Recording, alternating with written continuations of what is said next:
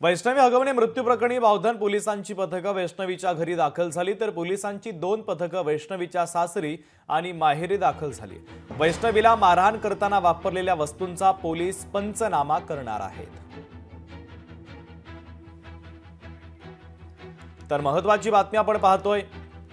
वैष्णवी हगवणे मृत्यू प्रकरणाच्या संदर्भात आता पोलिसांची ही पथकं दाखल झालेली आहे। बावधन पोलिसांची पथकं वैष्णवीच्या घरी दाखल झालेली आहे।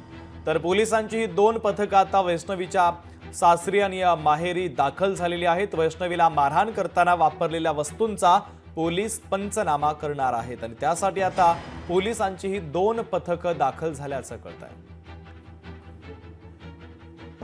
वैष्णवी हगवणे मृत्यू प्रकरणाच्या संदर्भातली ही अपडेट समोर येते। आपले प्रतिनिधी चंद्रशेखर भांगे आपल्याला अधिकची अपडेट देत आहेत। चंद्रशेखर, पोलिसांची 2 पथकं दाखल झालेली आहेत। शुभम, खरं तर वैष्णवीचा ज्या पद्धतीने मारहाण तिला झाली होती त्या मारहाणीचे ज्या वस्तू आहेत ते वस्तू आणि पंचनामा करण्यासाठी ही पथकं जी आहेत ती वैष्णवीच्या सासरी पोहोचलेली आहेत आणि त्याचबरोबर माहेरी देखील वाकड येथील कसपटे वस्तू या ठिकाणी देखील एक पथक जे आहे ते पोहोचलेलं आहे।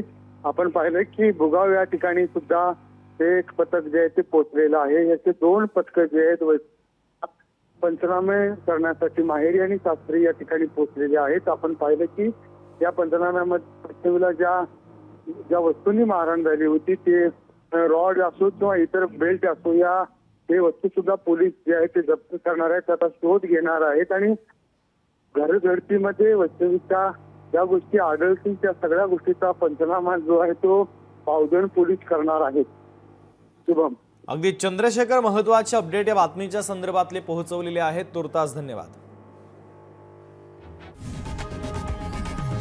लोकशाही मराठी ऐका, पहा, जागरूक रहा।